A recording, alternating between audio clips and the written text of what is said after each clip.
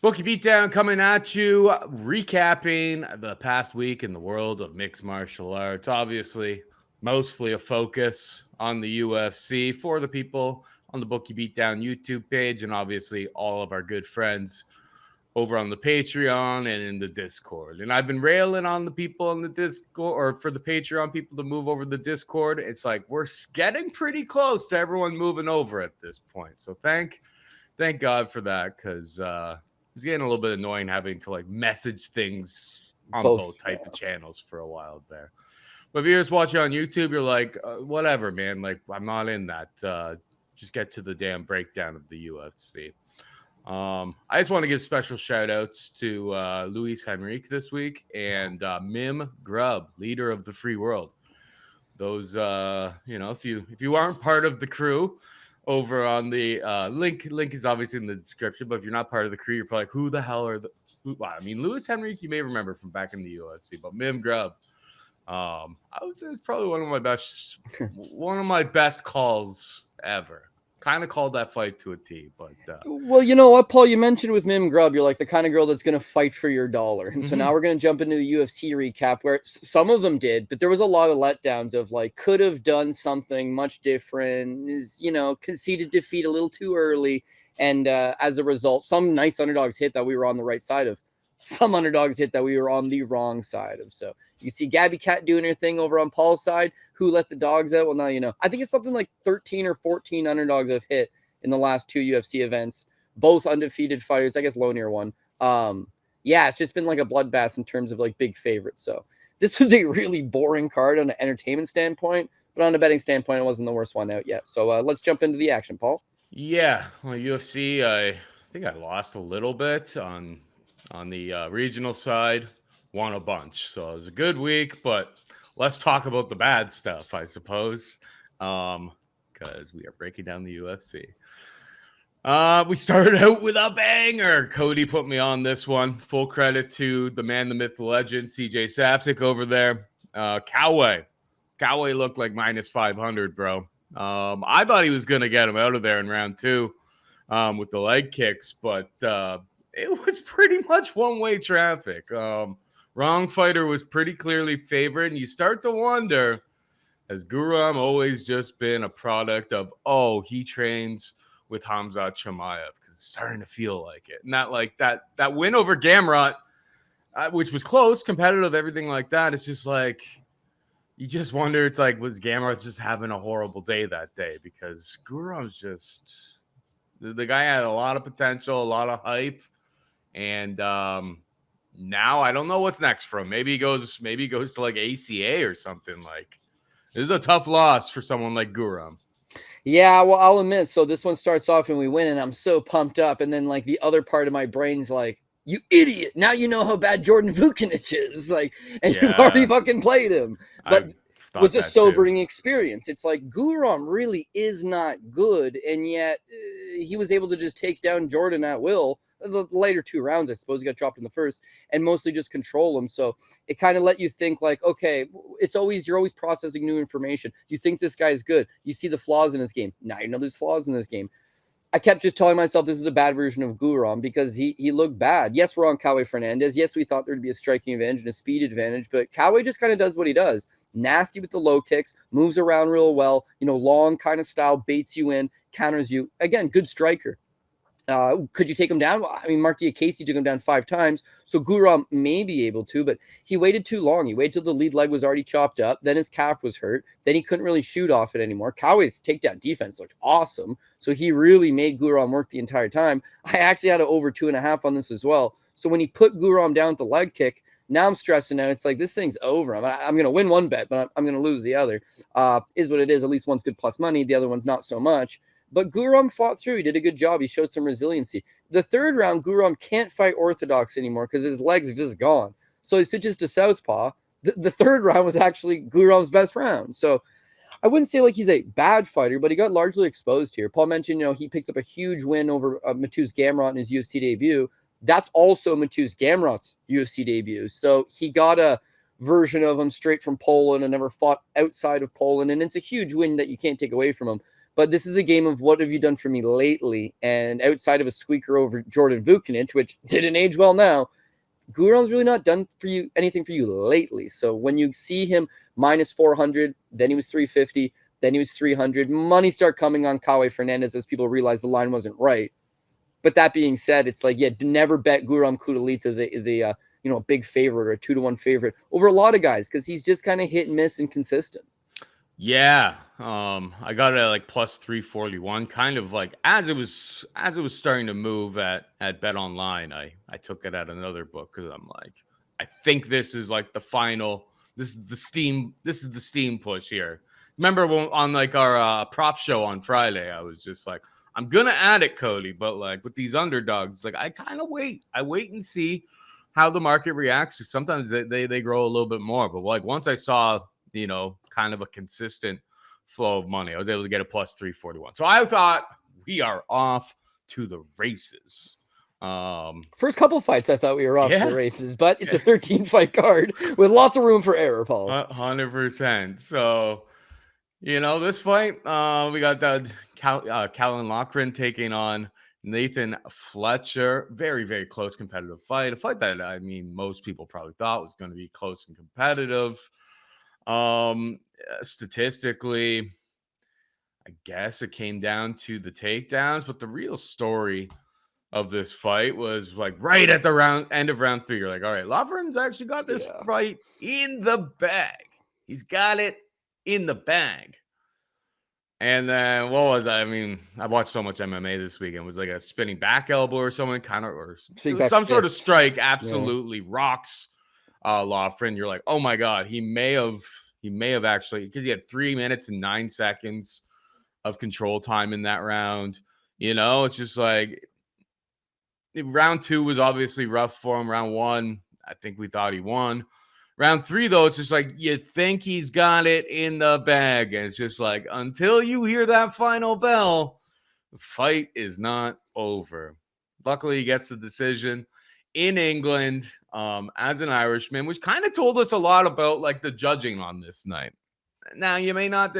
There are some fights that I maybe disagreed with the decision, but it had nothing to do with home cooking. Like they were calling it, I guess, as they saw it. I may disagree with how they saw it on a couple fights, but Loughran won, close fight. He was the underdog, so I guess he was the value side. It was a coin flip fight, man. Yeah, well, between Nate Fletcher, Mick Parkin, and Jai Herbert, it's like, man, maybe if these guys were undocumented immigrants, they'd get a lot more favoritism in the UK. But the English crowd was behind them. The judges weren't at all. Jump into this one, I had Callan Loughran, short underdog. We talked about him earlier in the week. He was just a lot stronger than Fletcher. I believed he was stronger than Fletcher, more power, and he's got a big old cinder block head on him. He's real durable. So I thought this was a live underdog pick. Watch the first round. Loughran takes him down. He largely controls him. Fletcher really doesn't do much. Loughran wins the first. I checked the live line on it, and I had it at Loughran plus 115. The live line after the first round is Loughran plus 120. And he won the first round, Paul. So I load up on that. Second round, I am an idiot.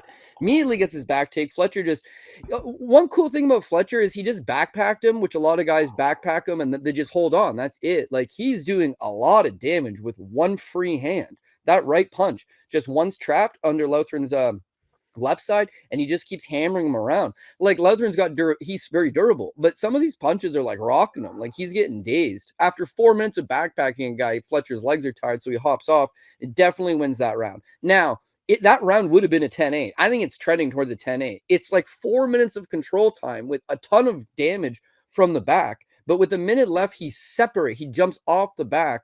And Loughran does enough in that end of that last minute to just take the 10-8 off the table, but he loses a 10-9. So my opinion, it's 1-1 going into the third, and Paul broke it down 100%. Loughran has 3 minutes of control time. He briefly takes Fletcher's back. He lands some okay shots, but yeah, there's like 45 seconds left, and he makes the bonehead decision of just his back's against the cage. He doesn't move left. He doesn't move right. He just decides, let's brawl for 45 seconds, which is fine if you're the guy that's back is not on the cage. As a result, Fletcher just unloads on, and he just bobs side to side. He's not moving. He's not trying to clinch. He's not shooting a takedown. He's not trying to move his feet. He just decides with 45 seconds in a close fight, it's a round he's winning, He just decides, let's brawl for no reason. And he brawls with Fletcher. Now, that spinning back, it might have been a spinning back fist, but you're right. I think the forearm or the elbow caught him, and it opens up a cut. All the damage of that round happens in the last 40 seconds, and it's for Fletcher. Personally, I did score the fight for Lauthrin. I figured I hate when a guy does 4 minutes of work, 4 minutes and 15 seconds of work, and then the other guy, knowing he's losing, just unloads the clip, throws a bunch of punches, and the judges and the crowd instantly forget 4 minutes and 15 seconds of solid work, 3 minutes of control time, a back take, couple okay little right hands.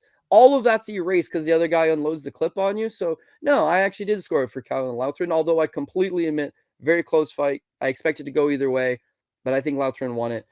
Split decision, and they give it to Lauthrin for the reasons I described. But yeah, if you're looking for damage over control time, well, Fletcher did more damage. But this wasn't I beat you up for 3 minutes, you controlled me for 2 minutes. This is Lauthrin won the first 4 minutes and 10 seconds of the round and then loses the last, again, 40 to 50 seconds. A bad look for him. Mm.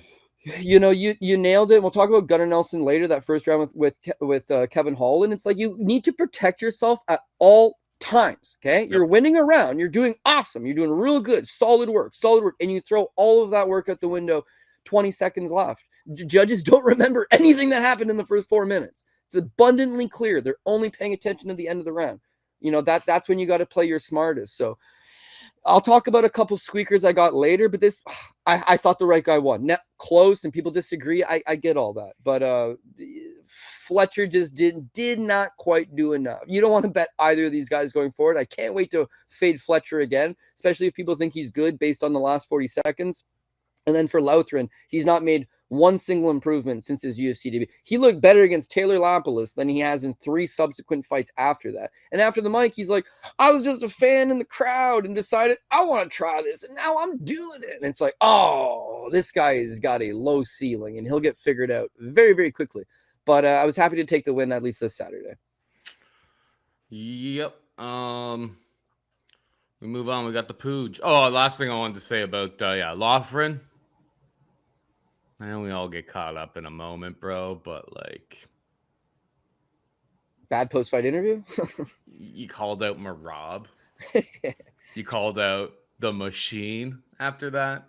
We all want to move up the pecking order. We all want all of the, you know, the finer things in life that come with, you know, being at the top of the game, but you almost got deaded at the end of round 3 by Nathan Fletcher, bro. It's just like, save that for like when you're on like, you know, MMA Guru's podcast or something. I don't know if he does anything like that, but it's like, save that for like if you go on like if you go on a podcast. That's when you do the shout out. Maybe not in the ring after like just squeaking, almost giving away a very, very close, tight decision. But congratulations on your win. Enjoy your win bonus, but I don't think you want that Marab smoke. That's all I'm saying. Well, maybe the spinning back elbow did a lot more damage than we thought, because he's talking like a guy with a massive concussion. But if Marab wasn't the champion, it still makes no sense. But to call it the champion when you're not even close to being a ranked guy in the division, laughable. However, the only way this ever gets booked,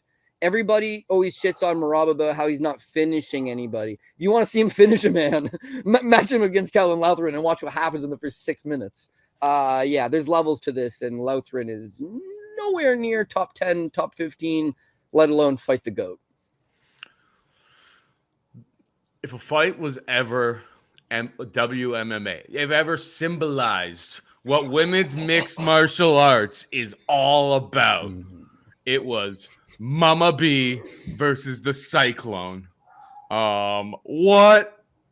What a scene. We had it all. We had a whole bunch of standing cage control in round 1. A little bit, I guess, in round 2 as well. We had just like a freak knockdown in round 2. It was, and you're just like, pick, if you just get up, like when she followed her to the ground. I mean, I had Fight Go's split decision. You know, I didn't even have a dog in this race, so it's like whatever. But like, I had Fight Go split decision. So when the knockdown happened, I'm like, oh no, the Pooge is gonna win here. And she followed her to the ground. Like, just Fall to the ground, arm bar. It was a sick arm bar. Like I'm not gonna be like arm bar from guard. Ha ha ha ha ha. She's like, she set it up pretty well. It's just like, but you never should have been in that situation in the first place. You absolutely sparked the girl. The only thing that like Bannon was doing on the feet, she was landing. You can see all the stats. She's landing volume, but it was like little side kicks. It was almost kind of reminded me of like the Karate Kid. You know, it's just like you're just like small little touches, but it was effective. It got her the first round, round 2. Just chaos. The most women's MMA fight I have ever seen in my life. And you know what? Shouts to the ladies. It was entertaining as hell. It was actually a really entertaining fight. And like neither of these girls are good. But I'll give one thing about Shauna O'Bannon. Mama B. I one time saw somebody driving with just their feet. They physically had no arms, so I think that was the only way around it. But they could turn the steering wheel. They had like a specialized gas thing and could drive a car. And there's like a video online, someone gets Burger King and they don't have no arms and they reach through to pick up their order with their feet. You could get so good at using your feet if you don't have any arms. You have to, that they become like arms. Mama B, that lead leg of hers, she throws it like a punch. It's like a jab. That leg, she throws more side kicks than she throws punches. Like she can dip it low, and then as you put your hands low, it just comes up, hits you in the neck or hits you in the face. It doesn't do much damage. There's no power on it. It's like a jab. And then she fakes it high. So you go high guard and she like stabs you in the body with it. Like you could see that whole first round. Tomar's like, I don't know what the fuck to do about this. Like I want to throw punches. I want to counter, but I can't figure it out. She'd put her hands low and get hit in the body. She'd put her hands low and get hit in the neck. So the first round, it's not like, Bannon wins it by the widest margin in the world. It's like Tomar just couldn't figure out what to do. So yeah, first round Bannon. Second round, Tomar also kind of trying to figure it out, and then boom, just says, I don't throw my own head kick. Difference is you're stabbing yours like a little jab. I'm going to throw mine like a real power shot. And that head kick, not only does Bannon drop, there's 2 right hands that hit Bannon on the ground. We're like, she stiffens up. Like Mark Smith stopping this fight. Bad referee stopping this fight. She's hurt. And then, why Tomar elects to just start grappling with her on the ground, I don't know. And as Paul mentioned, the armbar was a nice little setup. But again, she gets the armbar. Tomar is trying to pull out. The elbow's clear. And then she decides to stack her. And when she stacks her, which is the better defense to the armbar, she goes right. And all of a sudden, Bannon just rolls her a little to the side, extends the arm out, and then it's a nasty tap. So, yeah, I got Bannon. I thought Bannon would win on the basis of her striking. This felt like a little bit of a bailout. She got dropped and ends up submitting her. Bannon's never won a fight by submission. Tomar's never lost a fight by submission. So what do you drum this one up to, Paul? Women's MMA, baby. Entertaining, and that's about it. 100%. All right, we move on down to the next fight, or move up. It's funny how we do this, eh? It's like Dogger Pass. We break down from the top down, and then this show we do it in the order that the fights happened. Yeah, I was thinking about that earlier today. But when we preview fights, we always say people care. They only watch the first 20 minutes. They care about the big fights, and you want to keep their attention. They tune in. You want a main event right off the hop. I suppose a recap would be the same thing. Oh, the fight you care most about is the recap. Well, hit the timestamp. Or if there's no timestamps because it's a Sunday and Paul's got better shit to do, I don't blame him. Then go to the end. You can see graphics, you can see stats, trail to the end and watch that stuff. But there's more of the recap because it's a betting perspective. There's a build-up, Shit, we just hit 3 in a row. It doesn't last, spoiler alert, but it's like you're building up to something, and then hopefully that day hits where we hit the PRP. It's like all the emotion. If you're a bettor, especially if you're a parlay bettor, you feel that emotion. I got a 6-legger. Shit, I got 1 down, 2 down, 3 down. By the end, it's like, there's that anticipation's building up. So, yeah, I don't mind doing the recaps like this. It'd be weird to do it from the main event down and be like, my parlays are crushed by now, but whereas we're doing it in live time. It really tells the story of how we're killing it. That's actually a really good point. It tells the story of how we're, where our emotions were at as the fight went on, or the card went on. And then on the other one, hot tip from the biz is that getting longer engagement time is better for the algorithm on YouTube. So it's like we start with the main event, because that's what most people care about. And then most people kind of trail off after the first 25, 30 minutes. Like that's how it goes. Top 3. The funny thing is people who actually care about gambling, the money's typically in the prelims these days. But that's neither here nor there. We got Duncan versus Pelayev. You talked me off of this one. I was considering the Russian, but like it went to that plus 420 and never went back to the plus 500. And Duncan won. I would say that it was a good but not great performance. Like he's not winning any fans. He's not shocking the world. But at the end of the day, like people were pretty hard on him, saying like, "Oh, he's not trying to finish this bum one." Pulayev, I don't believe has been finished, or either way, it's very hard to be finished. And 73 to 18 in significant strikes, 5 minutes and 36 seconds of control time. So everyone has bloodlust. Everyone wants to see the finish. Finishes are exciting, but it's just like, give the guy a break. He went in there in front of 20,000 fans, and frankly, like it was one-way traffic. 16-4, 20-8, or 20-12, 29-2. Like, what else is the guy supposed to do? Absolute domination, covered his price tag. CLD, easy. Good call. CLD is like a real martial artist. Imagine someone that's done, Taekwondo for 10 years or Aikido for 10 years or karate for 10 years. And then all of a sudden you do your first jiu-jitsu class or wrestling class. And it's like, oh my God, this is what actually wins fights. CLD is a striker. His entire Cage Warriors run. This guy, nasty elbows, solid kicks, moves well, big athletic guy, wants to strike.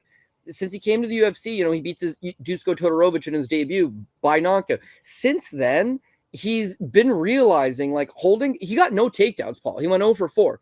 And you mentioned he had over 5 minutes of control time. And I knew that's what he was going to try to do because his 2 prior fights before his loss to Gregory Rodriguez, he's holding up against the cage. Gregory Rodriguez holds him up against the cage, takes him down a few times. But he's realizing you can strike a little bit, but this big 6'4" Russian is going to be throwing heavy body kicks, heavy left hands. Well, why not strike a little bit and then press him up against the cage? If Liam Anderson could have done it on the Contender Series, Duncan can do it too. So I hit it over 1.5 because I figured Duncan would try to slow this thing down. And then, I had like a tiny, tiny little stab on the Duncan by decision at plus 240. But this was in retrospect fight, in hindsight fight. I should have loaded on that thing. He just grinded this thing down to a hull. Pulayev really had no answer. We talked about how he was a non-wrestling Russian. He's an Alexander Shlemenko trained Russian. His only path was if Duncan strikes with him, and Duncan has been showing he's more willing to just pin you up against the cage. So happy with the result in that one. Duncan ended up being on my top line as well because I figured he'd fight a right game plan and get the job done. But yeah, the line swung quite a bit. Oh, it came back to where it was supposed to be. It was a little all over the place there for a minute. So yeah, like it basically it went because like March 1st is when that number is, right? So it's like he got steamed down hard, and all the late steam came in on Pulayev. So. Yeah, the late steam was on. Late Pulayev. Steam isn't always right, guys. And actually, it had me worried. But the next fight, if we're done with this one, next fight is for me. It's a classic example of that. We've got Mick Parkin versus Marcin Tybura. I watched that line all week long, and I was just like, well, people out there like Parkin, and that's totally fine. But. Yeah, last second in the Discord, dropped the plus 150 on people. Said, I think it's a pick'em fight. I think it's a 50-50 fight. You're giving me plus 150 at this point. So I was just monitoring the markets, watching the markets all week. Like, he was minus 105, 18th, 19th. It was a pick'em on March 9th, so 4 days ago. Steam started to come in. And then, it was minus 150 for a second there on Bet Online. And I was just like, well, there you go. I think it's a 50-50. They're saying it's a 60-40. In my theory, my handicapping, I've got a 10% edge on this fight. So want a unit on that. Nothing to write home about, but it's all for, at least for how I play. Like, that's just how I play the game. And frankly, Mick Parkin round 2 had a lot of success, got the takedown, had tons of top control. Otherwise, those other 2 rounds, razor close. Marcin just edges it out with striking, a little bit more volume. It was kind of funny because everyone thought Marcin was absolutely gassing, but I think you kind of saw that it's all about experience. Marcin doesn't look the most pretty. It's like you wouldn't either if you're a 265-pound 40-year-old, 39-year-old Polish dude. But it's like he's been in those situations, and he's just like, I gotta put the gas tank, I gotta put everything into this last round, and just try to edge it out. And really, I highlighted right there those 33 strikes. That's basically the difference between winning and losing there. So pretty happy with how I handicap. I also had Marcin by sub. That was close in round 1. I believe, wasn't it? Did he ever have a chance? I didn't think he ever got close on a sub, but yeah, right side, dog side. This one, I'll admit, I scored it for Parkin, but it wasn't like it was a wide margin. It just comes down to round 1. It comes down to round 1. Like Parkin, 100% wins round 2. In my opinion, Tybura, 100% wins round 3. So it really does come down to the first, where there's a late takedown by Tybura, but I just kind of felt that Parkin landed the better strikes in the first. The numbers are close. There was some nice left hands by Tybura. I like the way he would throw that left hand from range, dip down, change levels, throw it to the body. It just seemed like, Parkin maybe just ever so slightly did a little bit more, landed some better shots in the first. I gave the first for Parkin. I definitely gave the second for Parkin. So I'm feeling Tybura likely needs a finish in the third. And I'll tell you what, I thought he fought his best round was the third round. He did an excellent job. You mentioned he looked tired and he was gassing. Fair. But he always looks tired and gassing. Yeah. The guy's got a weird movement to him where it's like, oh, yeah, a gust of wind's going to topple this guy over. And then all of a sudden it's like a nice high kick or like a nice body kick or like that nice rangy left hand or a takedown. I know he trains with like these big old 300-pound guys in Poland. They're like bodybuilders that they bring up again to just pin him up against the cage and be like, get off of it and control these guys. Like, he's good at dealing with big guys. Parkin was undefeated. He was at home. I figured in a close fight, probably give it to Parkin. But after that, Fletcher, I thought Lothran won that fight. They gave it to Lothran. Fair. It's a split. I thought Parkin won this fight. When they announced unanimous, I got ticket on Tybura, but I don't think it's going to cash. And then it does. What's up? Definitely not a robbery. Definitely not a I can't believe it. It's the definition of like a 50-50 fight. Like the people stats like to are complain. all the stat. Like anyone screaming, if I lost the ticket, I'm saying the exact same thing as I'm saying right now. Yes, and I wouldn't have actually been upset with how I handicapped the fight. I bet it plus 150 late. I kind of timed the market perfectly, and it played out like a 50-50 fight. And if I lose a 50-50, if I lose 50-50 fights at plus 150 over the course of time, I'm gonna come out ahead. That's just how gambling is. Luckily, I got this one, and we'll talk about later on. We'll talk about Jai Herbert, which is a 50-50 fight. Yeah, that I thought I had right. Yeah, and I didn't get the nod. But like, you're not gonna hear me complain about that. But before we get into that, we got Kavanaugh versus Dos Santos. A great fight. Very, very, very entertaining fight. These boys put it on the line early round 1. Lonier's side of his head gets absolutely busted up. He's got blood streaming down. Very, very physical fight. But you know what? I think that was a big moment, a big fight for the development of Loney, because he had to make really in-fight adjustments. Now, it was all on tape in advance. Maybe you could have just, leaned on the wrestling in round 1. Just like we always kind of said, and we said it before, it's just like, this just turns into like a striking affair. This could be real greasy.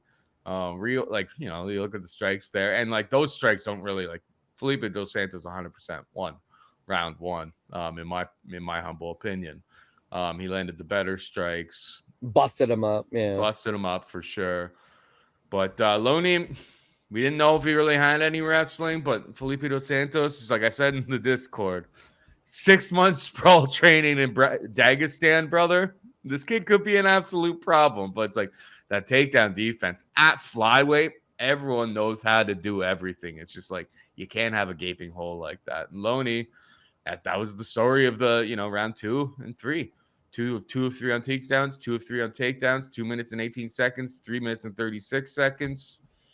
That's really all it was. made the adjustments on the fly in the fight. He'll be a better fighter for moving forward. Good win for him, but it was definitely more of a test than the money line would have indicated.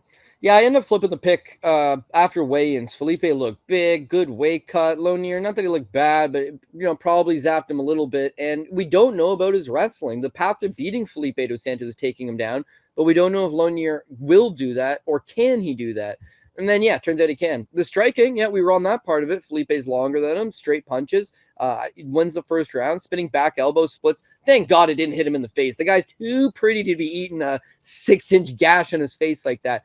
Hits him in the top of the head, and there's a lot of blood. Second round, he figures out, I got to take this guy down. He doesn't really shoot the takedown. He rocks Felipe dos Santos. Felipe dos Santos shoots a takedown. Lonier Kavanaugh sprawls him out and ends up on top. Mm-hmm. Now, Felipe threw a lot of elbows off his back. I'd give him that. But guy on top, and you'd see he'd go elbow, elbow, elbow. And Lonier would just get pissed off and be like, right hand, right hand, right hand. Like, you want to hit me? I'm going to hit you back. So Lonier takes that second round. Felipe fights valiantly off it, but it's like the light bulb clicked for Lonier, which is like, oh my God, this guy really doesn't have all that much off his back other than these chopping elbows. Like, this is the way to beat him. So the first minute or two of the third, he's striking for a bit. It's not necessarily going his way. That's where he makes the adjustment of boom, double leg. And it's a nice takedown in the third, gets on top, does what he's got to do. Obviously, I regret flipping the pick on the PRP, but he was a 3-1 favorite.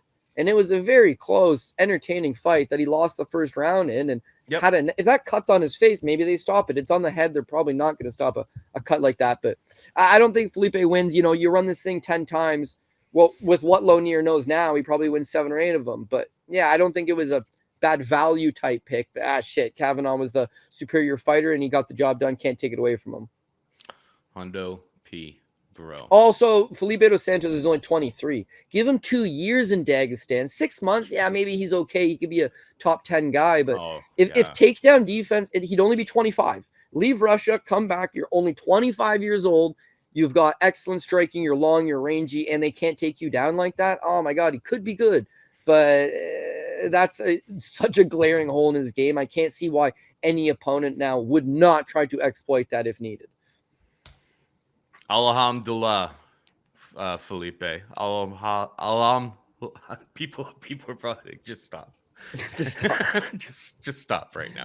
All right, we got Padilla versus Herbert. I thought we won the split here. Round one stats actually kind of surprised me, I guess, because I'm not keeping track of the significant strikes, but when they showed the stat on the screen of 3 significant strikes, I was pretty surprised that Jai only landed 3. But at the end of the day, I mean, the stats look very close. I understand why it was a split decision. I actually had Jai winning all 3 rounds, but I had a bet on him, so I'm probably biased. Is what it is. Split decision, didn't go my way. Frankly, Jai just didn't do enough early in this fight. Gave a little bit too much respect. Couldn't get off of the wall. There was a lot of standing cage control from Padilla, but annoying. Yeah, so he had 17 of 30 total strikes, but only 3 significant strikes. 29 for Padilla. I think those were standing cage control, fist to the thigh and stuff like that. So it's the stats they don't always tell the entire story. Maybe a few slight adjustments, Jai wins the fight, but it is what it is. He didn't do enough, and when you, as they say, leave it in the hands of the judges, you're gonna get burned. So that's life. It's if I take the Tybura win, I gotta live with the fact that that you lose a close one like this. I'm not gonna scream robbery when I get the other one. The game gives and takes. It's just you just can't get too high or too low on either side of that fence, in my humble opinion. That's how I've always been. Yeah, no, honestly, I'm the same boat. I had Jai Herbert. I had the fight to go over 2.5 rounds, at least hit. But the thing with the Jai Herbert one is when they announced it, I'm not shocked, but it's there's a feeling in the pit of your stomach where you're mad for a second, or you're I don't agree with it. I don't agree with it. But then it's we just got the Tybura one, close decisions. if someone was to say, why are you mad? I thought Jai Herbert won. Well, break it down for me. What happened in the first round? Nothing at all happened in the first round. Well, what happened in the second round? Nothing at all happened in the second round. Jai Herbert won those rounds. Well, shit, like I think so, but what did he do to win those rounds? Oh, nothing. He didn't do Not nothing. enough. But the other guy didn't do nothing either. So it's like, okay, so it's up in the air. Yeah, it's up in the air. But we're in the UK. Okay. So are you think Jai's up 2? Yeah. Could Jai be down 2? Possibly. So then let's just call it 1-1. So that's what I told myself. It's 1-1. Who wants this more in the third? Jai wins that third. You see the numbers here? It's the only round he does anything. We'll scroll up because it's round by round. Yeah. The first round, Jai lands 3. The second round, Jai lands 7. The third round, they tell him, they're like, you got to get after it, dog. And he does. He lands 28. Not only that, he splits Padilla's head open. That's why when I saw the split of his head, I was just like, all right, well, they must have given him one of the first 2 rounds that nothing happened. And then, like, we absolutely crushed round 3. That's how I thought we won it. I said, well, I can't really determine who won the first 2 rounds, but the most reasonable thing to believe is that it's 1-1. I don't think Padilla won the first 2 rounds, but he may not have lost the first 2 rounds. Mm-hmm. So let's call it 1-1. Who wants this thing more? Jai wins. Jai splits his head open. If there was more time left in that and they looked at that cut, they'd have stopped it. The fight ended. And then it's like, oh my God, that is a nasty cut. The only big moment, best round, most decisive round. This is Japan. Fight as a whole, one championship, fight as a whole. Herbert wins. They go to the judges' scorecards, and yeah, the hometown guys aren't getting those favorable nods, so they give it to Padilla. Not a robbery because nothing really happened. But the only robbery I foresee is I went to MMA Decisions to be like, how wrong am I? And they got it split. 4 of the guys there got it for Padilla. 4 of the guys got it there for Herbert. The only one that doesn't make sense is this Danny Segura idiot from MMA Junkie who's got it 30-27 Padilla.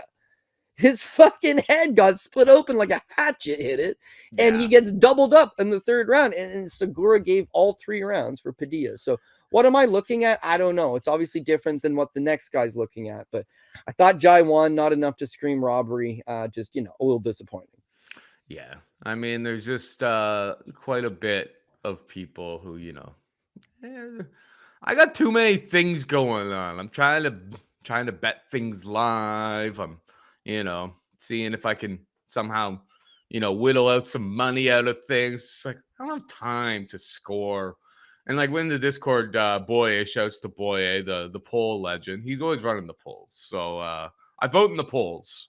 Vote in the Boye polls in the Bookie Beatdown Discord. But otherwise, it's just like I don't have time to like write my scorecards on X anymore. It's just like a lot of the people, I think they do it just to get on the broadcast. Maybe the UFC will pay attention. Yeah, they're thirsty. I find scoring rounds live, you're not paying attention to what's going on because you're typing and you're looking down and you're looking up and you're thinking about that thing you want to write and you're thinking about that thing that happened, and then the round ends or it's about to end and you want to submit it because you want to be the first one to submit your card out there.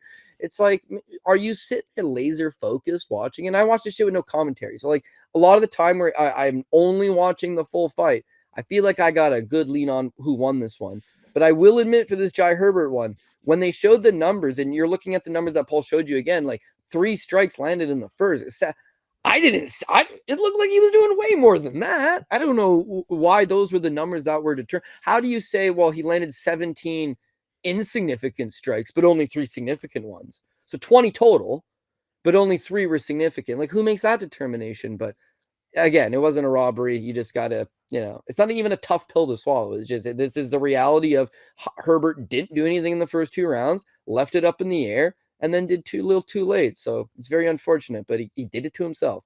When I get a bad pick, we'll talk about the main event. That's a straight bad pick, straight up bad pick. There's other picks like this where it's not a bad pick. The guy could have won. Gunnar Nelson, when we get to him, he could have won. It's just either bad game plan or bad timing or bad small scenario costs you a fight. It's just the nature of it. I'm not ashamed of those picks. They're not even bad picks. They are losing picks. But one like Leon, it's like, oh, that's a straight up bad pick. But we are working our way towards that. Yeah, we were getting to Leon. Yeah, that was one of the worst. That was probably one of the worst of the year. But when I say probably, I mean yes, it was. But yeah, Wood. This is a good pick by us. Yes. Positivity. Bring the positive All nature. right, Nathaniel, plus money. I mean, wow. What a performance, man. Absolutely crushed it. Like stats, knocks him down, knocks down Cherrier, who's a pretty tough cookie. Tough guy Yeah. to put away, tough guy to rock, tough guy to knock down. Like, I bet you he hasn't been knocked down. Let's see. He hasn't been knocked Well, certainly not in down. the UFC. Not in the UFC, at least. I'm sure, yeah, maybe somewhere in the Cage Warriors deep archives, maybe somebody knows that he has been, but it's just like best performance of Wood's career, because like he dominated from top to bottom. I know he got the knockdown, spent a bunch of time underneath, which probably which turned the what could have been a 10-8 into a 10-9, but otherwise, just smart. Just smart all around game plan, everything like that. The prospect is 1993, so he's not much of a No, he's it's not 30. not a 31. prospect anymore. But good for him. Good for him. It was a great performance. There's no question when you went to the scorecards on this one who won this fight. Yeah, this is a clean performance from Nathaniel Wood. Maybe not a prospect anymore, but I think this is a fight that solidifies him as a contender. Not necessarily to the title, but he can fight those upper echelon guys. I'd love to see him versus Chepe Mariscal. I think there's a lot of good stuff you could do with Wood. We always knew he has lots of technical abilities. Good striker, good wrestler, good grappling. It does come down to his get-up game, and he's a little bit chinny at times. But in this fight, chin never looked like an issue in the slightest bit. He took all of Morgan's best shots, and Paul mentioned he dropped Cherrier early. The broadcast kind of mentioned, he pulled for that guillotine. He didn't. He was getting swept anyways. But once he's on his back, he's not getting up. And that's how Nemov beat him, is take him down and hold him down. So that's something at least keep note going forward.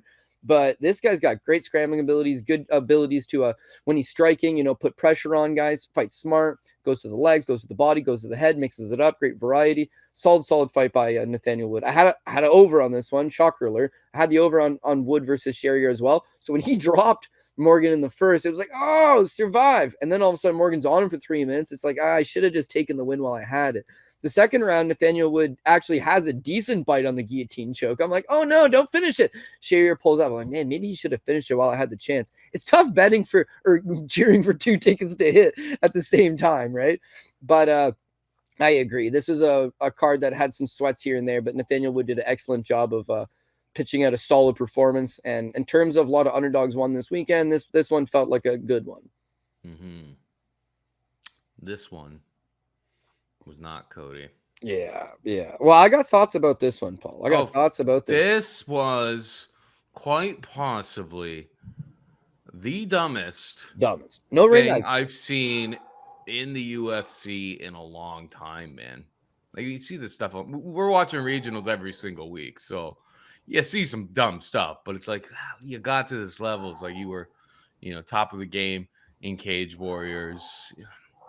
You have a fight against Guram, and we talked about it earlier. It's like after Guram, when you start to see Guram slide, you're like, ooh, maybe that Vucinic performance against Guram didn't really mean all that much. He lost. Shit.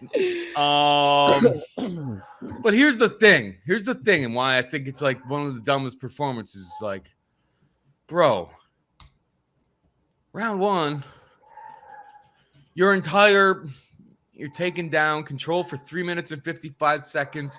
This guy's going for, trying to move himself to the submission attempts. Stats are never really there, but it's like, Duncan's hoping to try to set up. He's trying to move to positions where maybe he can set up a lots submission. Of front headlock. Yeah, he's got a good 100%. Front headlock guillotine, and you can see he was trying to get it in the first, but it didn't set it up. He is trying to do, like, that's the game plan. He's trying to throw on you. Yep. You get back up, get taken down again in round two multiple times, but you're getting back up now. You're tiring this guy out. And it's 1 for 2 on the takedowns. The one, one that he was successful, I guess, was the end of them. I said in like the Discord right before, like when he shot the takedown but got stuffed, I'm like, that may be the dumbest. Like, what?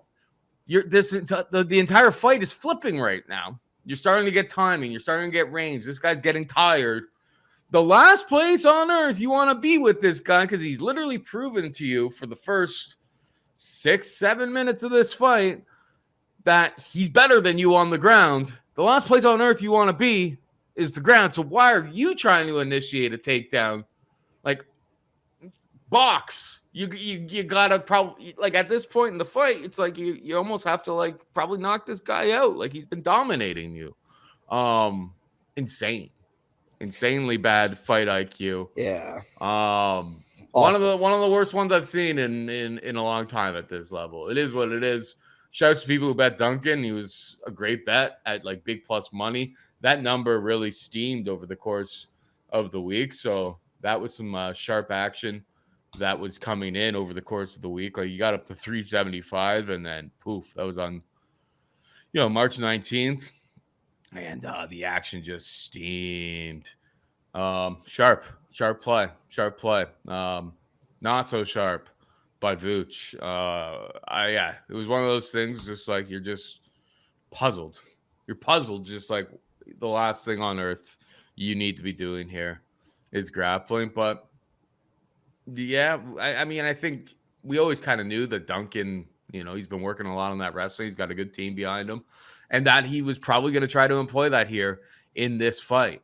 And he did employ in this fight, but it's just absolutely puzzling, bro. Yeah, I couldn't agree more, man. I don't know what echo all else the to say, same really. sentiments. Yeah, that's basically it. Is that the first round he gets taken down and he doesn't attempt to get back up. He mostly he gets snared in the front headlock and he accepts the position. Now maybe he knows the guillotine's really good, but he really doesn't do anything in the first round. The first round ends. He goes back to his corner. He looks at his coach and he says, "I should probably start throwing more punches now." Yeah. And this coach is like, "You're going to need to start throwing more punches now." Like, it's as if he just admits that I wasn't even going to do anything in that first round, but now I'm going to open up. Second round, Duncan tries to take him down, does take him down. But as Paul mentioned, Vucinic is getting back up. Duncan's body language is bad. He looks tired. Vucinic is starting to land more strikes. The tide of the fight is completely shifting in our favor. Not only is Vucinic going to beat this guy now, win second, win the third, or he's going to hit me my plus 350 and just knock Duncan out. And for whatever reason, super inexplicable. When the fight starts and the ref says, "Fighter, are you ready? Fighter, are you ready?" He's that fucking far out when he shoots that first takedown, Paul. He's nowhere near Duncan. And he's winning the striking, and Duncan is tired, and he shoots from 10 feet out. And Duncan grabs a guillotine choke. The fight hits the ground. They immediately spin back up. He had the guillotine choke right then. Vucinic should have realized, he wants the guillotine. He tried to get me in the first round. I just shot my head into a guillotine to start out this second round. Did you not watch any tape on him? He quite literally choked a man unconscious in his last fight with a fucking guillotine choke. And how did he get the guillotine? Pelagioki shot himself into it. God damn it. Who's coming up with these game plans? Like, I can lead the horse to water, but I cannot make him drink the fucking water, Paul. Oh, my God. Yeah, it's just like, it was a rough start, don't get me wrong, but it's just like, okay, like, I got the sense, I'm just like, we're back, like, we are live to win this. So I was on the knockout prop as well with you. And I was just like, we are back, baby. This is coming. And then he shot the first takedown, got stuffed. I'm like, okay, well, that was really dumb, but, like, at least it didn't actually happen, because the last thing we want to do is go to the ground. And then immediately shot it again, and I was just like, this is what you just did is one of the most idiotic things I've ever seen. At no point over the course of that fight did what you do make any sort of sense. May God have mercy on your soul. Yeah, here's my tinfoil hat theory. I think he threw it. I think he threw the fight. I just come up with this now the more I'm thinking about it.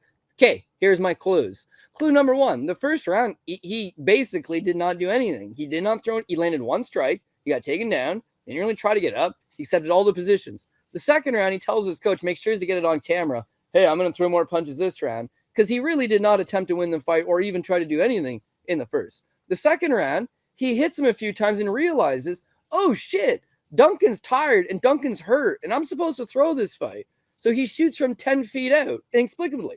And then when that doesn't, they get back up, he decides, I'm going to shoot again. And when Duncan grabs the neck, he taps. So it's a quit-like performance. It's an easy performance to see how he didn't take any damage, and he basically got out of there. Okay. Why is he all blacked out, Paul? We mentioned what was the tattoo that was there. Bam, this guy's in some type of gang of some type. And it's blacked out now. Someone got in his ear to tell him to throw money. Third number clue. Paul said, when was the last time anybody, I can't think of the last time someone did something idiotic like this. I just thought of it. Last time, shout out to our boy, the prospect. Sorry, what we just talked about? Nathaniel Wood. Nathaniel Wood. Remember when he fought Johnny Eduardo, Nova União striking coach? And Nova União striking coach is kicking his ass standing, has no ground game, kicking his ass standing, and then he shoots headfirst into a Darce choke for no reason. And a lot of people speculated that that was a fix and that he was beating him up so bad as a 5-1 underdog. He was like, uh-oh, I can't have this happen, and shot into the choke. So why would Vucenic do anything that just happened? And if you're sitting there thinking, I don't believe it, I was reading about that Taeyeon Bang thing again last night, him versus Leo Kuntz. I don't believe it because I'm looking at the markets right now, and it's just like these markets went the opposite way of like, so if it those are props. Somebody got bad intel, bro. Look at the money line. Because Vucenic sub round 2 was the one getting steamed. Duncan's sub round 2, I mean, 50-1. Let me see the line movement on the money line. The money line moved hard for sure. Well, who cares about a prop? If you're going to throw a fight, you're not going to take a specific prop. No. Right. So Vucenic goes from. I mean, the way that he fought, it's like he kind of fought like he kind of fought like ooh, that Duncan sub round 2 prop is real spicy shooting those takedowns. So the money line moved 200 points. Yeah, but I think people realized that just like, okay, this like that number got really wild. That's why it's a tinfoil hat. It's not a straight accusation. Like, I'm just spitballing here. I'm spitballing. That was a fucking fix. That's like minus 500 for him being a Cage Warriors champion, taking on another Cage Warriors like regional guy. It's just like, yeah, it was a bit wild anyway. There was a lot of steam, of course. 5-round fights for Cage Warriors, right? And yet in this fight, you're halfway through the fight, and Duncan's gassed, and Vucenic just decides, I don't want to beat this guy up no more. I'm gonna try to take him down right into the guillotine. Also, like if you've ever been on Duncan's like Instagram or social media, he has this huge boy crush obsession with his best friend, best training partner, all over this guy's nuts any chance he has, is Dustin Poirier, which is like one of his lead guys at ATT, who's another guy that loves the goddamn guillotine choke. Like, why would you? We can move on, Paul. I'm actually done with it. But yeah, in this game, we move on. I got Fury FC and Anthony Pettis FC coming up later today. I just need to move on. But again, when I apologize for hey guys, sorry, that was a really bad pick. I don't think Vucenic was a bad pick. I think there's scenarios where he wins this fight all day. I think a different game plan could have yielded a better result. But why he did what he chose to do, I don't know. Maybe he broke his hand. Maybe he busted his knee. Maybe his girlfriend broke up with him. Maybe the mob told him to throw it. I don't know what was going in his mind, but something was, and just bad performance. So is what it is. Got to move on, I guess. I can tell you what was going through Molly Meatball McCann's mind. I called it, she'd retire. I don't want to do this. I don't want to do this shit anymore. If I'm losing to Alexia Thainara, in the way that she did, just basically bullied, controlled, dominated. Thainara's walkout was longer than the fight itself. Oh, way longer. And what's she doing? Her song ended before they got Vaseline on her. Like it was. Yeah. Well, she'd come halfway, and then girl's got a lot of energy. Turn around and run back again. It was like, oh my god. That girl's got a lot of energy. I'll give her that. But I like good for her. After the fight when she danced and stuff, it's just like, you know what, girl? Yeah. You shake that thing, because it's just like you absolutely you earned it. Like that was clinical, absolute destruction, one-way traffic. I don't really have much to say. Once she got the takedown, it was just like levels. Wrapped it up, finished the night with the rear naked choke. Bye bye, Molly. Yeah, and the only thing I regret is not having a Thainara by submission, just because Molly's been submitted a pile of times. You knew it was there. And then with Thainara, after the weigh-in, she was like, you are going to tap or I'm going to put you to sleep. That was her big statement. And she's yelling at the weigh-ins. And then she pulls a Michelle Pereira dance move the entire way down in the cage. And then like she took the fight on a week's notice and she was down to go. So yeah, Thainara is someone that's probably, with her wrestling background for this division, she go a long way. Tons of energy, good personality. You'll be seeing a lot more of this girl. 100%. And you'll be seeing no more of Molly McCann because, yeah, that was the end. And we mentioned on the weigh-in show, it's like if she loses at home again, looked awful last time out. If that happens again, where do you go from here? Nowhere to go. Don't bet on Molly if you know she's thinking about retirement. So, yeah, it's women's MMA. I couldn't put it on the top, but god damn, I had Vucinic at the top. I could have had this chick. God damn. Missed opportunities, Paul. Missed opportunities.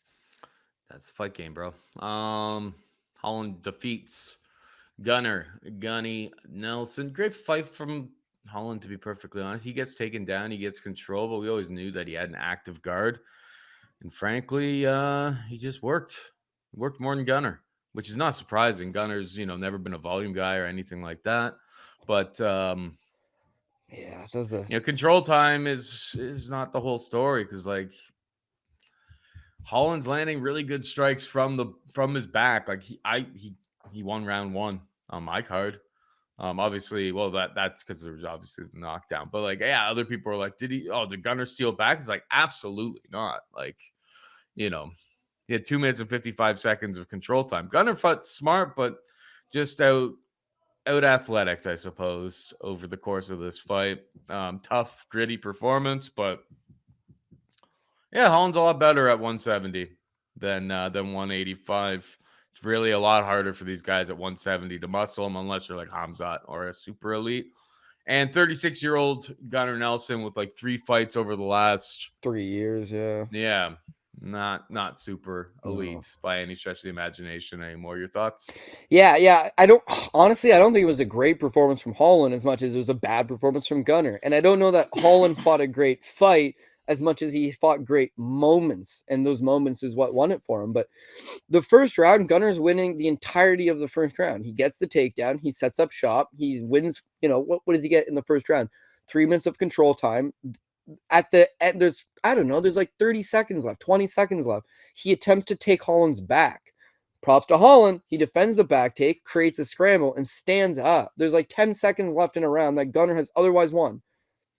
And Holland plants him with the right hand and drops him. In fact, when he ground and pounds him for the 5 seconds left, 4 seconds left, 3 seconds left, Gunner looks out at one point. Like not out, but he's stiff. And so when the round ends, Holland did in 10 seconds, he took the whole round back. So props to him. Was it a good first round by Holland? No, not really. It was a great last 10 seconds, and that's kudos to him. But Gunner could have won that first round, and he did not. The second round, I think Gunner's hurt, man. Like he's looks tired on his stool between rounds, which is he's not really known for. But in the second round, it's like he's not going right back to the takedown. You just got rocked by Holland. He drops you with the right hand. You don't want to strike. He shoots a couple takedowns, and Holland stuffs them. There's 2 minutes left in the round, 3 minutes left in the round. Nelson finally gets the takedown, but remember on the weigh-in show when I said the 2 flaws about Gunner was 1, he doesn't cut weight, and 2 is that he doesn't want to hurt you. He's not a violent person. He's not trying to smash your face open with elbows. He's not ground and pounding. He's trying to use traditional technical jiu-jitsu to subdue his opponent. That's what cost him. Just like Carlos Newton, Kazushi Sakuraba back in the day, when you're on a guy, you need to hurt them. This first round, Gunner spent 2 minutes and 55 seconds on top. He had 5 significant strikes. In the second round, he spent 3 minutes and 22 seconds on top. He landed 3 significant strikes. Now, you can say Holland has long legs. Yeah, he was having trouble passing the guard. But why couldn't he ground and pound him from the guard? He was not even trying. And Holland has wicked good wrist control because Holland's fought at 85 and Gunner is not cutting any weight to do 170. Holland's cutting 20 pounds, 25 pounds to make this weight class. You're cutting 4. Strength was a big thing. But Gunner could have won the second. He spent 3 minutes on top of him. Gunner could have won the third round. He spent 3 minutes on top of him and had an arm triangle choke at one point. But his inability to do anything with all this top control, he just allowed Kevin Holland to win on the basis of really not doing much. Holland landed 55 significant strikes, about half of which came in the first round when he had him hurt. So I don't know. Solid win by Holland. I should have been on Holland. We talked about the size advantage. We talked about Gunnar not being, very active. We talked about Gunnar being 36. We talked about him not doing enough when he is on top. We talked about the Takashi Sato fight where he didn't do anything, the over 2.5 because Gunnar might just not do anything. Talked about all that stuff, Paul, but still ended up with a Gunnar Nelson on the basis of he should get it done. And very bad performance from him. Holland, solid dude. He's going to fight 4 more times this year, likely. If he has to do 170, he'll fight 2 more times this year. If he can do 170 and 185, he'll fight as much as, his heart desires, and he wants to stay active. With Gunnar, that's the end of him. Like, Holland's a tailor-made matchup for you can take him down and out-grapple him. You did take him down. You did not even out-grapple him. You didn't even do anything. You looked tired. You looked hurt. You looked like you conceded defeat. Is the real key. Can't pass his guard, even though you're an ADCC, quality of grappler. And Holland made a good point at the press conference. He's like, Gunnar's a better grappler than Reiner de Ruyter is, but Reiner de Ruyter is twice his size, and I couldn't grapple with him. It was like he was doing lesser techniques, but it was twice as effective. He goes, Gunnar, he goes, this fight made me realize how much size and strength means in this sport. And it's like, brother, 100%. But Gunnar's been doing this his entire career. Doesn't want to cut weight. Doesn't want to hurt the guy when he gets on top. He's just trying to show up at his natural weight class and use jiu-jitsu. It's Royce Gracie shit. It's exactly what it is. But that hasn't worked since 1998. So, like, I don't know what to say other than that. But I picked him, so that one's on me. I don't feel as bad about this one as I do Leon, because Gunnar had plenty of opportunity to win. Almost won the first, 3 minutes in the second, submission attempt in the third, plus another 3 minutes of control time. Gunnar had ample opportunity to do something. He just didn't get it done. So it's different, and I don't regret the pick. I don't feel bad about taking the pick, but it was like a sobering experience of like, Gunnar's done. At least at this level, he done. He can go fight in Cage Warriors, I'm sure, but he's not going to do that. He's got money. He's a smart guy. That was a lot of damage that he took in that first round. And I think he realized that, like, oh, this is a young man's game and it's not for me anymore. So if you never see Gunnar compete again, it would not surprise me in the slightest bit. If he does come back again for what, a featured fight on a European fight night event, which is what he was here. And it wasn't like people aren't clamoring. You lose, but you put on a show. People are down. People are always going to forgive you. When you lose in this kind of fashion, I spent 9.5 minutes on top of a guy and landed 15 significant strikes and 1 submission attempt, which I didn't get. Yeah, it's who wants to pay you $100,000 to come back and do that again, right? So this could be the end for Gunnar. Yeah, and the problem for Gunnar is that not really a draw, right? So, like, I think that's going to be the problem for him, because I was like, I could see him come back as like a grappling only performance against, on Karate Combat or something like that. Yeah, do a jiu-jitsu super fight. If the price is right. Bryce But, Mitchell versus Gunnar Nelson. Bryce probably rolls him, to be honest, from what I saw last night. He doesn't really sell, though, right? Yeah, fair. He's not out there on social media being brash and like and drawing attention and stuff. And frankly, for a company like Karate Combat, it's like, are they really all that interested in anything like that? He needs like a jiu-jitsu purist hardo type of thing where he doesn't have to be a master promoter. And there's becoming less and less of that type of stuff. Well, also, you actually mentioned this on the preview show this week, where it's like Gunnar used to just spend his time nowhere Iceland with a small little team around him, and then for like, oh, I got a fight coming up, go and spend a month or 2 at SBG Ireland, which is a smaller-ish gym, and then he hardly competes. And then for this camp, he was in Denmark. Where was he at? Croatia. He was in my people. But like, bro, maybe you gotta get with some other guys. Yeah, like you and your buddy. Too far. He doesn't want to stray too far from home. And I get it. He's got doesn't cut weight, doesn't put himself. I was on his Instagram. He's got like a baby. He's got a baby and stuff now. But so does half the roster. How many kids do you think Kevin Holland has? He fights 6 times a year. Yeah, fair. Anyway, let's move on down. We got Ulberg versus Jan. I added Jan. Close fight, yeah, no doubt. Added him really, really late. There was like a book that actually moves up to plus 320, so I put a little bit of Skrilla on that. Don't really regret it, but it's another close decision that didn't go my way. I thought Jan fought very, very smart. not gonna, he was, I got plus 320 on that. It was pretty off market. It was like one of the big offshores, but and it wasn't, not Bet Online, one of the other big ones, Sharp Books. So it's like when you take the action there, it's just like, well, the only reason I'm getting this number is because someone just absolutely plowed Carlos Ulberg, and I would argue that that Jan was the side at the big plus money. This fight was a hell of a lot closer, and those leg kicks were very important for him, particularly early. Right. But they were both landing leg kicks. It was not a very entertaining fight. Carlos did what he had to do, which is stay at range and try to matador, the old man pull. But Jan's never an easy out for anybody. It was not hashtag free money, anything like that. It's just like Jan's a savvy vet. Wasn't able to get close enough, wasn't fast enough to really get any sort of takedowns. Was also on the submission prop, which was absolutely never close. But I just didn't know the information about what happens if Ulberg gets taken down. And I guess the information I learned now is that, well, you need somebody who's not as slow and plotting as Jan to take that type of shot. But either way, close fight. Good for Ulberg, I suppose. He now he knows like what it's gonna take at the next level, because after you beat Jan Blachowicz, there's no easy fights left, man. It's all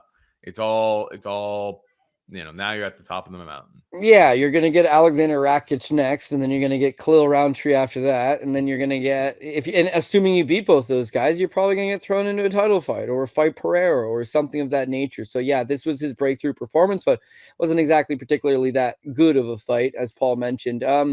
I thought Jan won the first round. The leg kicks, he outlanded him a little bit, but there was some heavy leg kicks. The second round, Ulberg starts to use that speed and use that, a little bit more boxing combinations. Ulberg landed way more leg kicks on Jan than Jan landed on Ulberg, but the power was most definitely coming from Jan. Bullish power. That lead leg was chopped up, but similar to where we saw Ulberg, Volkan Oezdemir went 28 for 28 on leg kicks.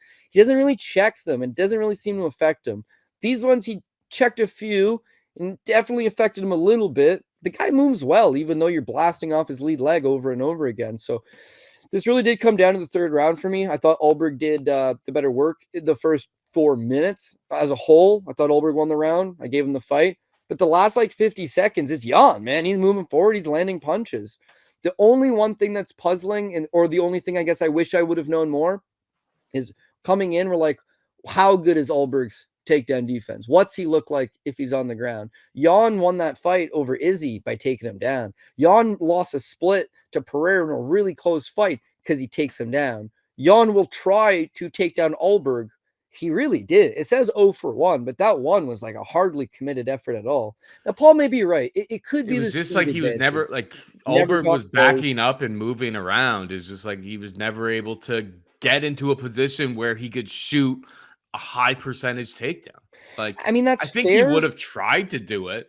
He was trying to, basically his strategy, from what I would gather, and I mean, you'd have to ask him, it was to beat down these legs, 14 for 16 on the beat down those legs, hopefully kill the mobility. But Ulberg was eating those those chopping leg kicks, and it really didn't slow down his mobility enough. Yeah, he just wasn't able to get him lined up to get on those hips, and that's my theory. You're not wrong, but it's not like Jan has a speed advantage over most of the guys that he's fought that he's able to take down. So you would think that just so much veteran savviness to him and lots of high level experience that even if he knew I'm not fast enough to catch this guy in the open field, I need to move forward, cut the cage off, have him back up, and then just try to get him up against the cage and make something happen. Really, he looked content with just, let's hang out in open space and I'll land leg kicks. You'll throw some jabs. The last minute, he showed a sense of urgency. Rounds 2 and 3, other than that, he really didn't show that sense of urgency. So it was a very close fight. I guess it really could have gone either way. I scored it for Ulberg. He was the rightful winner. But one of those things where when you look at how big of a favorite Ulberg was this a blowout? Was this I win this fight all day long? If this was a 5-round fight, does Ulberg win that? I thought this thing was competitive the whole way through. In fact, this should have headlined a fight night somewhere. I'd love to see these guys go for 5. And rounds 4 and 5 would have been very, very, very intriguing. Unfortunately, it's scheduled as 3, and in that format, Ulberg won 2 of the 3 rounds. He won the fight. Yep. And finally, main event time. Sean Brady. Talk about breakout performances. And like, this guy's cost me a whole bunch of money. And tip of the hat, you got me, bro. You got me. Yeah. Damn. What a performance, man. Like, I wasn't even mad at the end. Like, some people were mad, mad at Leon. It's just like, nah, man. Brady's just way better. Some people are probably like, I knew Brady was that good. And it's just like, well, props to you, man. You knew. Yes. You knew. I didn't. That's fine. Damn. Great performance, man. Absolutely. Just one-way traffic. Like, at no point was Leon in there. And I'm not even gonna get all that mad at Leon. It's just like he just walked into, Brady. We'll go back to the picture here. He's got there's a mustache there. There's a mustache there. But you wouldn't know it based on yesterday. But you wouldn't know if you just saw a side profile and just saw the beard hanging there, you wouldn't know it. Yeah. Absolute take him down, make him humble. Absolutely Dagestani performance, man. Impressive as hell. And his hands. He's throwing his hands early. Like, don't get that wrong. So round 1, he only had 54 seconds of control time. It was relatively close. I don't even, but it's like he was landing. It was totally fine. But yeah, 4 minutes and 50, like literally from the opening bell. Or from the opening of round 2, 4 minutes and 57 seconds of control. Leon never really had any sort of chance of getting out of the web that Sean Brady laid. There's another one where the steam was not really right. There was a little bit of buyback, I suppose, on Brady at the last second, but Leon was like close to a pick'em, like really close to, or at some point. On you can see some of these other books. It got close to a pick'em on some books late, and frankly, Brady was all the value side and brilliant performance. And does he get the winner? Yeah, when you think about the great members of the Brady bunch, of course, there's Greg Brady, and of course, there's Tom Brady. But Sean Brady, I mean, he looks like he finally had that huge breakout performance. And you could look at this many ways. It's like, oh, Leon pitched a bad outing. No, I don't think Leon pitched a bad outing. I think Sean Brady absolutely made him look abysmal, and that's got to be something that you can't take away from Sean. Again, 16-0 in round 2. 16. Oh, it was absolute 75 or 76 to nothing. That's a 10-8. Did they score? I mean, who knows? I didn't even look at the scorecards because I was like, well, he's dead, and LFA starts in a second, so we're on to LFA was holding off for them to finish the card, and then they finished it, and they were like, okay, let's jump ahead and go ahead and do that. But yeah, again, here with Leon Edwards, how is he going to win this fight? Keep the fight standing. The first 4 minutes of the fight, he has the fight standing, and it was Brady that was landing good combinations, good boxing, moving him backwards. Brady only got 55 seconds because he only shot with like 55 seconds left. So he wins the first round. He ended it up on top. He, landed the better strikes. But once he got that takedown easy at the end of the first, once he spent the rest of that first round on top, he just knew this is the way I can go out there and I can beat this guy. We knew how good his jiu-jitsu was. The guy's got a win over Craig Jones from like a year ago, 2 years ago. His pure jiu-jitsu, no gi, it's about as good as anybody's. But this is a mixed martial arts contest, and I had worries about his gas tank. I had some worries about his striking. I had some possible worries about his durability. Durability didn't matter because he never got hit. Striking, he answered all those questions and looked career best. Cardio, answered all those questions, looked career best. His wrestling, is it as good as Bilal Muhammad's? Bilal Muhammad needed 9 takedowns to go 25 minutes with Edwards. Brady needed a handful of them and just absolutely stifles them. So very, very clean. And then this is 100% a pick that it's like, I was so far off. Because like, again, when you simulate these fights in your head and you simulate them 100 times, it's like Gunnar can win this fight. Jai Herbert can win this fight. Those guys can win. Even Felipe Dos Santos can win this fight. Scenarios. The way it ended, on this given night, the scenario Yeah. I needed didn't come through. This one, there's no scenario. There's Run this thing back. a freak knockout is literally the only scenario Is in round one. is a Leon Edwards. Once that Kamaru wrestling got going, Usman, it was have to kick him in the head. curtains. It was curtains. And you got to do it in the first round, because this is no disrespect to Leon, once the former takedown champion. happens, over. Yeah, and Leon's fought all the best guys. But when you go back to Leon versus Kamaru 2, where his corner is like, Leon, you don't quit on yourself. Like, look at me. Keep your head up. Don't quit. As if his coaches know. He gets down on himself. You got to spark him back up. After the second round, that frustration was all over his face, where he's like, shit. Like, I'm done. There's 15 more minutes to fight, but I've accepted that I am done. And that choke, I can't say quick tap. Oh, Leon wanted out. Leon didn't want to fight no more. It wasn't like Vucinic. It was like you could hear him gasping. They're in an arena. The audio was really good. He is gasping for air. I cannot breathe. I'm about to go unconscious. He grabs the shorts as a desperation move. Ref's like, don't grab his shorts, which he'd done a few times.